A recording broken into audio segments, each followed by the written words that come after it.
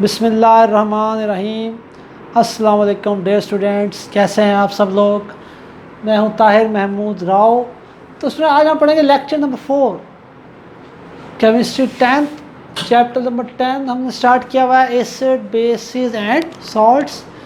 तो lecture number 4 में हम कंटिन्यू करेंगे। हमारा प्रीवियस जो टॉपिक चल रहा था ब्रोंस्टेड-लॉरी कॉन्सेप्ट। तो लेक्चर नंबर 3 में हमने स्टार्ट किया ब्रोंस्टेड-लॉरी कॉन्सेप्ट। तो हमने पढ़ा था what is an acid according to Bronsted Lowry concept, what is a base, and after that हमने 4 एग्जांपल्स पढ़ी थी। आफ्टर दैट हमने देखा था कि कॉन्जुगेट एसिड क्या होता है, कॉन्जुगेट बेस क्या होता है, और एक एग्जांपल नंबर 2 को हमने एक्सप्लेन किया था लेक्चर नंबर 3 में। तो लॉन्ग क्वेश्चन चल रहा था हमारा, explain the Bronsted-lorry concept of acids and bases. तो जो लॉन्ग क्वेश्चन था उसमें प्रीवियस लेक्चर पूरा आएगा, सारे उसमें हेडिंग्स आएंगे जो हमने प्रीवियस लेक्चर में लेक्चर 3 में कवर किए। उसके बाद नेक्स्ट जो है हेडिंग वो बनेगा एम्फोटेरिक स्पीशीज़, लॉन्ग क्वेश्चन का। तो ये अलग से शॉर्ट क्वेश्चन भी पूछा जाता है, define amphoteric species and explain with an example, या फिर इस तरह पूछा जाता है prove that water is an amphoteric species, prove करें कि वाटर एक एम्फोटेरिक स्पीशी है, शॉर्ट क्वेश्चन पूछा जाएगा। या फिर define amphoteric species with an example. तो स्टूडेंट ब्रोंस्टेड-लॉरी कॉन्सेप्ट के मुताबिक a substance that can behave as an acid as well as a base is called amphoteric. तो ब्रोंस्टेड-लॉरी कॉन्सेप्ट के मुताबिक कुछ ऐसी स्पीशीज़ भी हैं, कुछ ऐसे सब्सटेंसेस भी हैं जो एसिड के तौर पर भी एक्ट करते हैं और बेस के तौर पर भी एक्ट करते हैं। ऐसे सब्सटेंसेस हैं जो एसिड के तौर पे भी एक्ट करेंगे और बेस के तौर पे भी एक्ट करेंगे, उनको हम कहते हैं एम्फोटेरिक या amphoteric species. So this is the definition of amphoteric species. After that example से हमने प्रूव करना है कि ये कैसे, क्या बात है, ये बात सही है। तो देखिए स्टूडेंट, एग्जांपल में हम शो करा रहे हैं कि water is an amphoteric species. ये अलग से शॉर्ट आ सकता है। हम एग्जांपल में क्या शो करा रहे हैं, water is an amphoteric species या amphoteric substance। water is an amphoteric substance। तो देखिए सर, दो रिएक्शन है। पहला reaction HCl plus H2O gives you H3O positive and Cl negative, hydronium ion and chloride ion. तो इसमें क्या हो रहा है, HCl क्या कर रहा है, यहाँ से H पॉजिटिव आयंस को डोनेट कर रहा है, और वाटर क्या कर रहा है, एक्सेप्ट कर रहा है H पॉजिटिव आयंस को। तो वाटर जब यहाँ से H पॉजिटिव आयन ले लेगा तो क्या बन जाएगा, H3O पॉजिटिव, और यहाँ से जब HCl में से H पॉजिटिव आयन निकल जाएंगे तो क्या बच जाएगा, Cl नेगेटिव। तो सेम एग्जाम्पल हमने प्रीवियस लेक्चर में भी डिस्कस किया डिटेल में। तो अब इसमें हो क्या रहा है स्टूडेंट, HCl जो है एक्ट कर रहा है as an acid, hydrochloric acid act कर रहा है इस रिएक्शन में एज एन एसिड, और वाटर क्या किस तौर पे काम कर रहा है, यहाँ पे बेस के तौर पे एक्ट कर रहा है। So this is a reaction in which water is acting like a base, base के तौर पे एक्ट कर रहा है वाटर। तो आप चलते हैं नेक्स्ट की तरफ। नेक्स्ट दूसरी example, water H2O plus NH3 ammonia. जब वाटर का NH3 से रिएक्शन होता है स्टूडेंट, अमोनिया से रिएक्शन होता है, तो अब वाटर जो है ऐसी कंडीशन, ऐसी सिचुएशन बनेगी कि वाटर यहाँ पे डोनेट कर देगा H पॉजिटिव आयंस को। तो वाटर यहाँ से H पॉजिटिव आयंस को क्या कर देगा, डोनेट कर देगा। वाटर में क्या होता है, water is the combination of H positive and OH negative. तो वाटर को इस तरह भी आप शो करा सकते हैं, H पॉजिटिव OH नेगेटिव। तो यहाँ से वाटर जो है अपना H पॉजिटिव जो है किसको दे देगा, NH3 को। तो NH3 अमोनिया किस में कन्वर्ट हो जाएगा, NH4 पॉजिटिव में, और यहाँ से H पॉजिटिव आयन चले गया तो क्या बच गया, OH नेगेटिव आयन बच गया। So this is second reaction. तो इस रिएक्शन में क्या हो रहा है, वाटर यहाँ से H पॉजिटिव आयन को डोनेट कर रहा है, that's why water is acting as an acid and ammonia is acting as a base in this reaction. तो स्टूडेंट इट्स प्रूव दैट, ये बात प्रूव हो गई कि वाटर जो है वो एम्फोटेरिक है, water is an amphoteric substance, क्योंकि वाटर जो है एज अ बेस भी एक्ट कर सकता है in this reaction. You can see water is acting as a base and water is can also act as an acid. तो आप इस रिएक्शन में देख सकते हैं। It's prove that water is an amphoteric species. It is prove that water is an amphoteric species या amphoteric substance. तो ये भी लिख सकते हैं आप साथ, it's prove that water is an amphoteric substance. तो स्टूडेंट ये लॉन्ग का भी हिस्सा है पॉइंट, और शॉर्ट अगर आएगा इसी तरह आप डेफिनेशन लिखेंगे, दोनों रिएक्शंस लिख देंगे, तो ये प्रूव हो जाएगा, आपका शॉर्ट क्वेश्चन पूरा हो जाएगा। आफ्टर दैट लॉन्ग क्वेश्चन का लास्ट हेडिंग लिमिटेशंस। तो लिमिटेशंस जो है ये लॉन्ग क्वेश्चन का भी हिस्सा है, और अलग से शॉर्ट क्वेश्चन भी आपसे पूछा जा सकता है कि what are the limitations of Bronsted Lowry concept. तो स्टूडेंट जो ब्रोंस्टेड-लॉरी कॉन्सेप्ट है ये भी बहुत लिमिटेड है। जैसे हमने देखा था आर्हेनियस कॉन्सेप्ट, तो आर्हेनियस कॉन्सेप्ट भी बड़ा लिमिटेड था।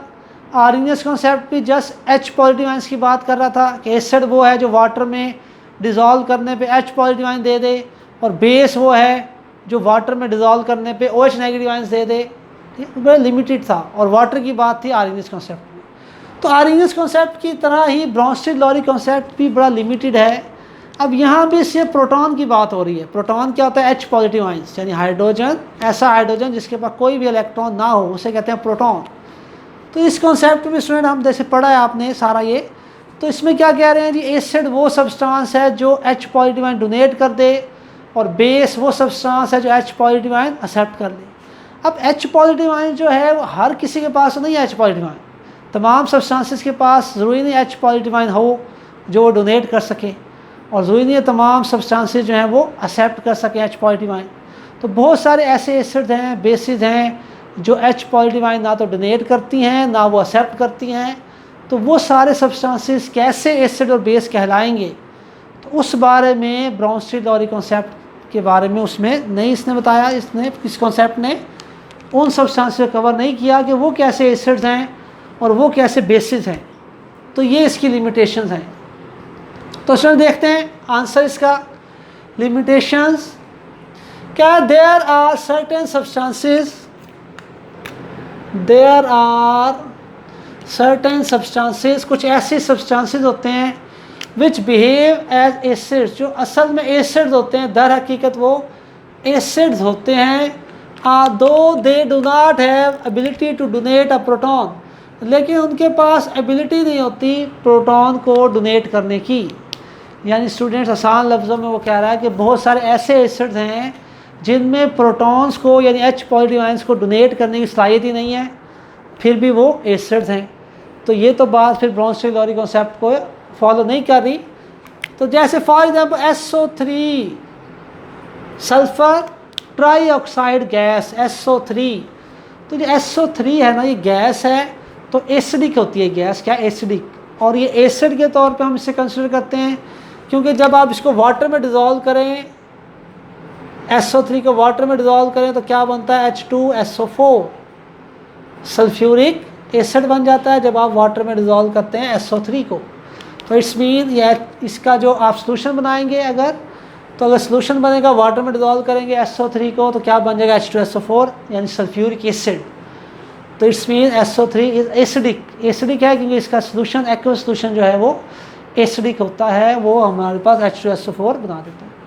लेकिन SO3 एसिड है, इसके बारे में ब्रोंस्टेड-लॉरी कॉन्सेप्ट हमें नहीं बता सका क्योंकि इसमें प्रोटॉन नहीं है। इसमें देखे प्रोटॉन तो इसमें है ही नहीं, H पॉजिटिव आयन तो है नहीं, तो डोनेट कैसे होगा। तो इट्स मीन ये इसकी लिमिटेशन हो गई।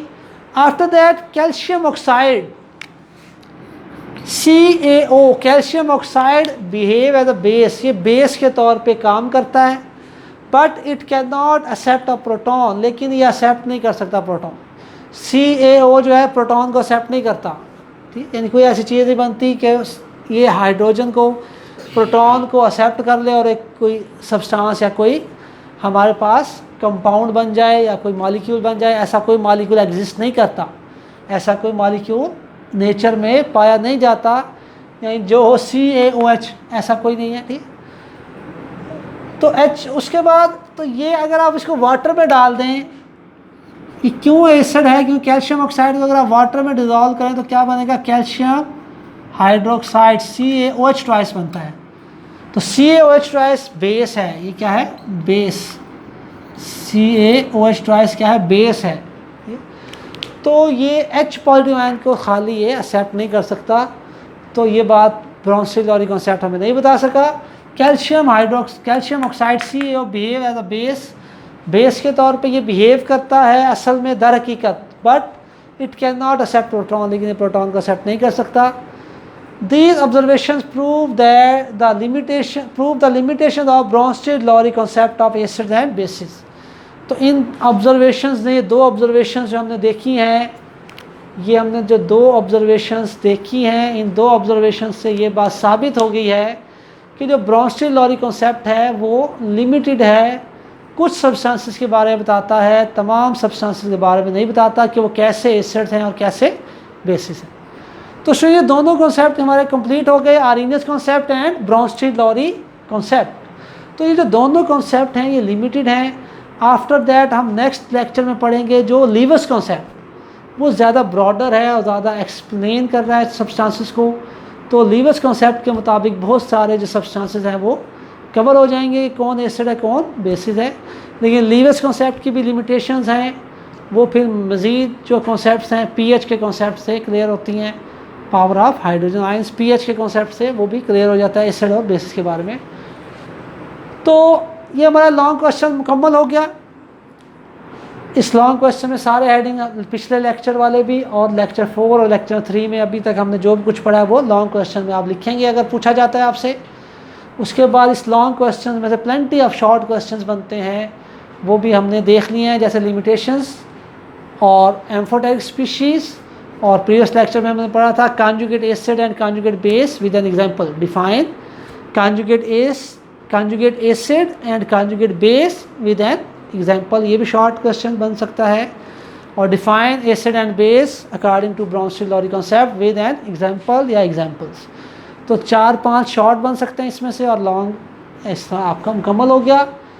तो उसके बाद नेक्स्ट क्वेश्चन स्टूडेंट हमारा है प्रॉब्लम, बहुत ही इंपॉर्टेंट प्रॉब्लम 10.1। तो इस प्रॉब्लम 10.1 से अक्सर औकात एक MCQ पेपर में आता है। तो अगर आप इस प्रॉब्लम 10.1 को अच्छी तरह समझेंगे तो इंशाल्लाह ये आपको बहुत फ़ायदा होगा इसका।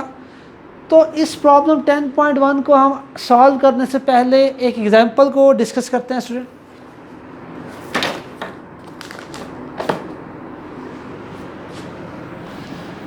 तो उस एग्जांपल में हम देखते हैं कि जब कॉन्जुगेट एसिड बनता है तो कैसे बनता है, क्या चेंजिंग आती हैं किसी एसिड में या किसी बेस में जो कॉन्जुगेट एसिड हमारे पास बन जाता है, या कॉन्जुगेट बेसिस जब बनती हैं तो क्या चेंजेस आती हैं हमारे पास। तो हम देखते हैं, जैसे रिएक्शन है स्टूडेंट HCl प्लस H2O, तो ये हमारे पास बनेगा H3O positive plus Cl negative.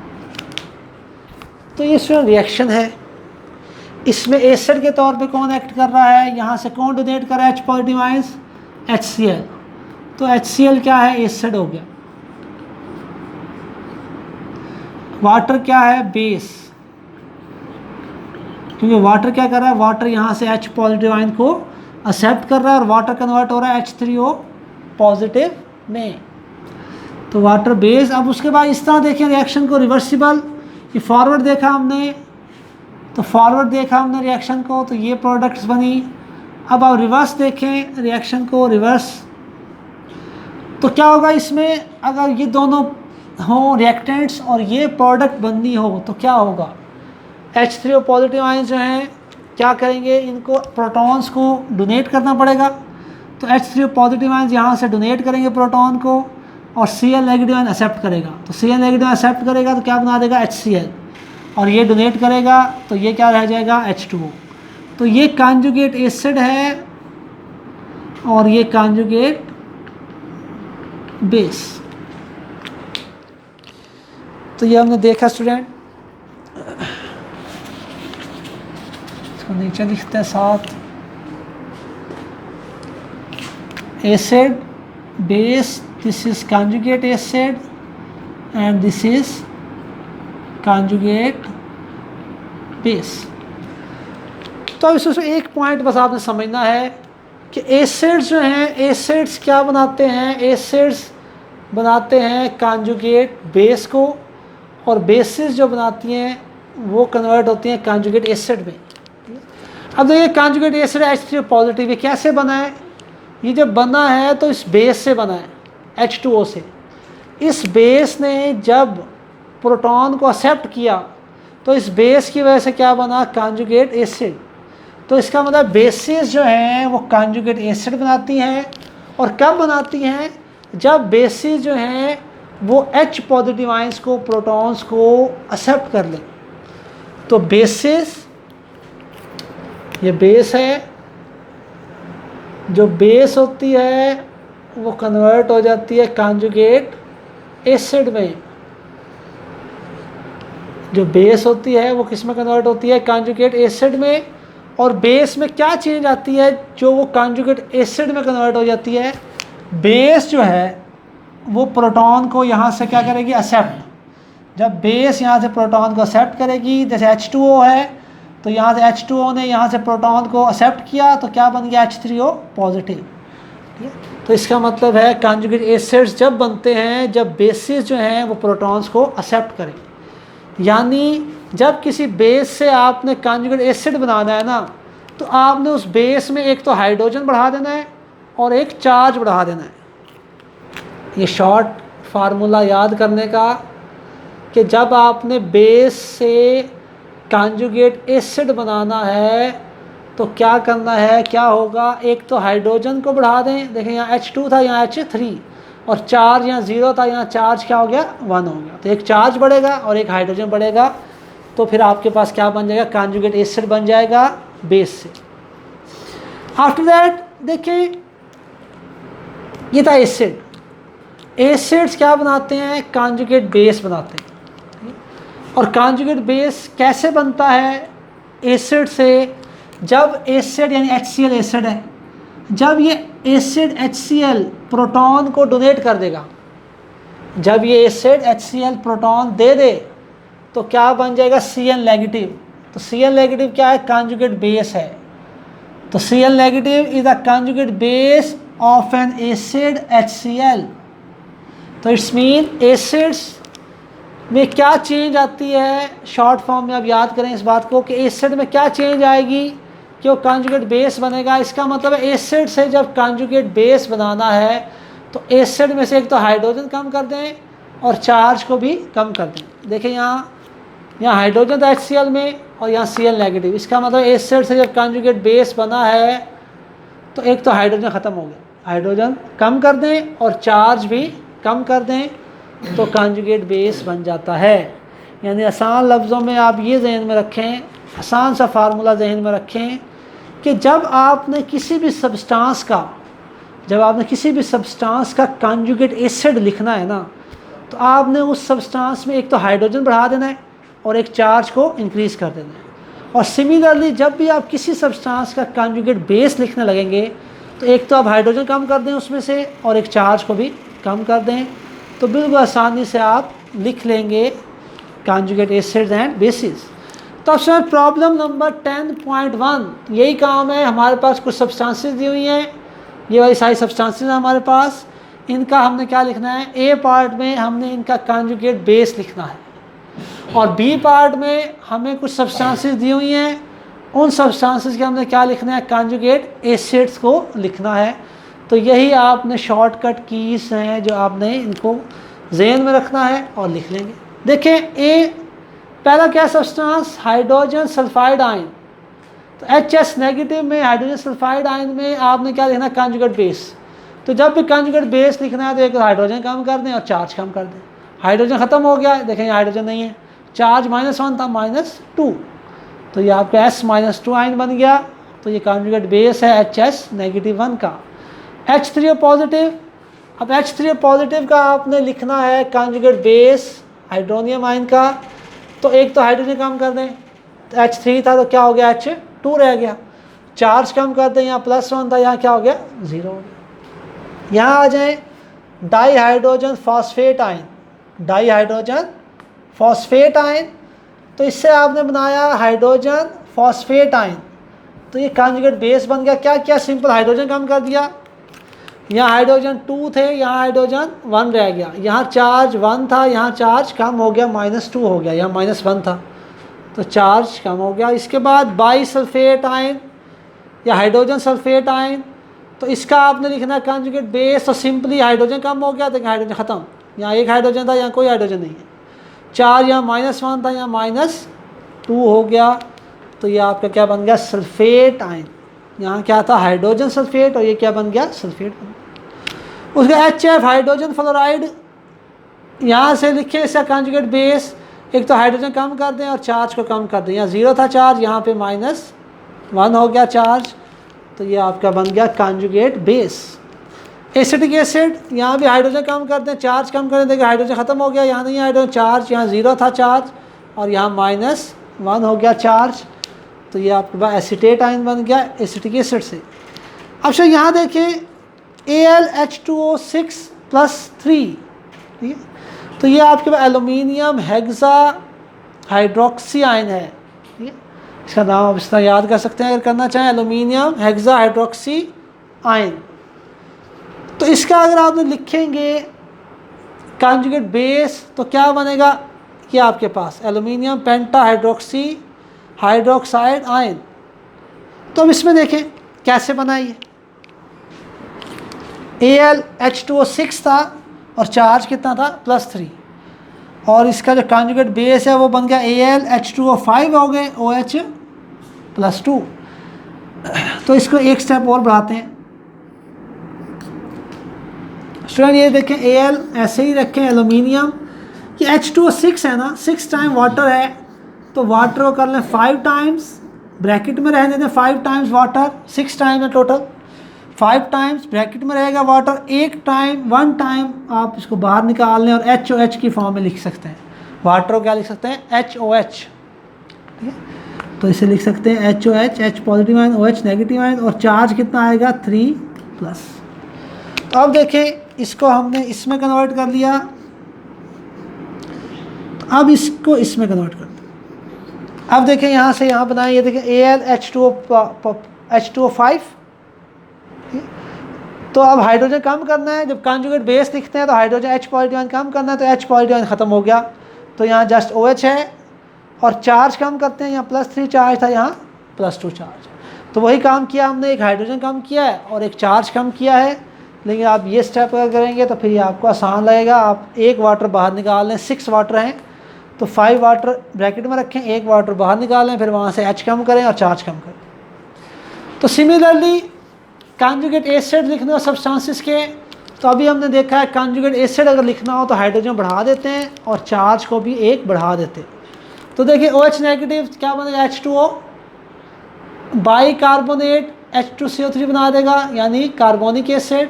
तो देखिए हाइड्रोजन बढ़ रहा है, यहाँ एक हाइड्रोजन 2 हाइड्रोजन हो गए, यहाँ चार्ज -1 था, यहाँ 0 हो गया चार्ज, तो चार्ज इंक्रीज़ हो रहा है और हाइड्रोजन इंक्रीज़ हो रहा है।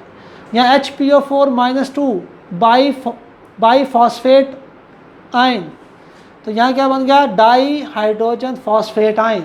तो देखिए हाइड्रोजन 1 था, यहाँ हाइड्रोजन 2 हो गए, और यहाँ चार्ज -2 था, यहाँ चार्ज -1 हो गया, चार्ज बढ़ गया, -2 से -1, चार्ज बड़ा है ये, ठीक, -1 ज़्यादा बड़ा है, -2 स्मॉल वैल्यू है, -1 बिग वैल्यू, ठीक। यहाँ देखें मिथाइल अमाइन, तो ये क्या बन जाएगा, ये आपका मिथाइल अमोनियम आयन बन गया, तो ये भी हाइड्रोजन बढ़ गया और चार्ज बढ़ गया, यहाँ NH2 था, यहाँ NH3, और ये चार्ज बढ़ गया, यहाँ चार्ज 0 था, यहाँ चार्ज +1। कार्बोनेट हाइड्रोजन बढ़ा दिया और साथ में चार्ज बढ़ा दिया, और यहाँ भी सिमिलरली ये आपका हो गया। तो ये सुना हमने 2 पार्ट्स देख लिए, A पार्ट प्रॉब्लम 10.1 का और B पार्ट कर लिया प्रॉब्लम 10.1 का। आफ्टर दैट C पॉइंट देखते हैं स्टूडेंट।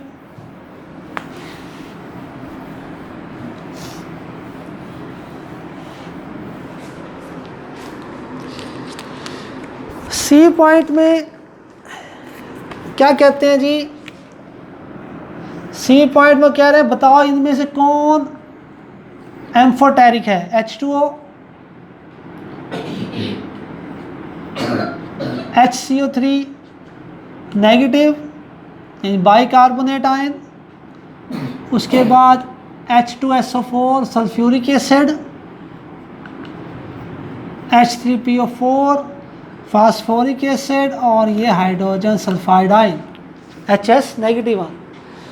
तो स्टूडेंट्स वो कह रहा है कि बताएं इनमें से कौन कौन है जो एम्फोटेरिक है, यानी जो एसिड के तौर पे भी बिहेव कर सकता है, बेस के तौर पे बिहेव कर सकता है। तो स्टूडेंट इसमें से वाटर जो है एम्फोटेरिक है, एसिड के तौर पे भी एक्ट कर सकता है, बेस के तौर पे भी एक्ट कर सकता है। और ये हाइड्रोजन कार्बोनेट और आपके बाद तीसरा है HS नेगेटिव। ये तीन जो है स्टूडेंट ये एम्फोटेरिक हैं, एसिड के तौर पे भी एक्ट कर सकते हैं, बेस के तौर पे भी एक्ट कर सकते हैं। यानी ये प्रोटॉन डोनेट भी कर सकते हैं, प्रोटॉन एक्सेप्ट भी कर सकते हैं। जैसे वाटर है स्टूडेंट, वाटर जो है प्रोटॉन जब एक्सेप्ट करेगा तो क्या बनेगा H3O पॉजिटिव, ये वाकई एग्जिस्ट करता है। और जब प्रोटॉन को डोनेट कर देगा, ठीक है, तो क्या बनेगा OH नेगेटिव।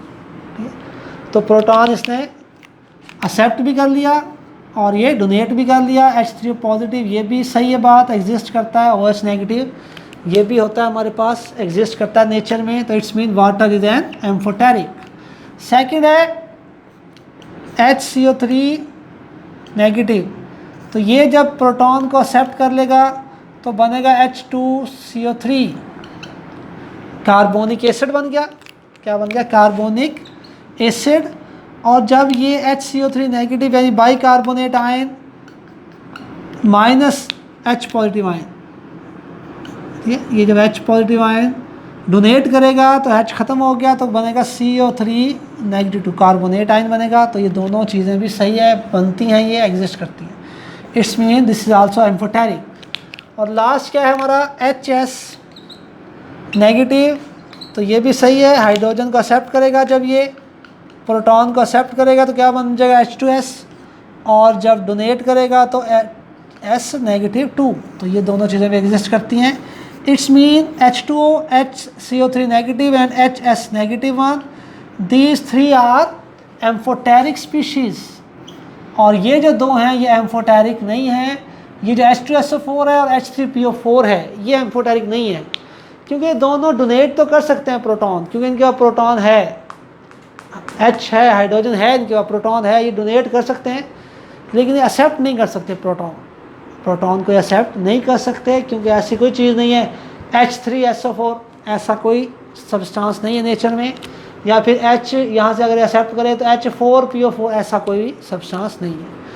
तो स्टूडेंट ये हमारा था आज का लेक्चर, तो हमारा कंप्लीट हो गया ब्रोंशियोलॉजी कॉन्सेप्ट। और ये बहुत ही अहम प्रॉब्लम 10.1 MCQs के हवाले से इंतहाई अहम प्रॉब्लम।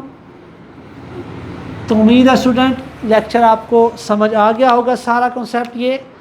तो नेक्स्ट लेक्चर में नेक्स्ट कॉन्सेप्ट हम पढ़ेंगे levers concept of acid and bases. तब तक के लिए इजाज़त दीजिए, अल्लाह हाफिज़।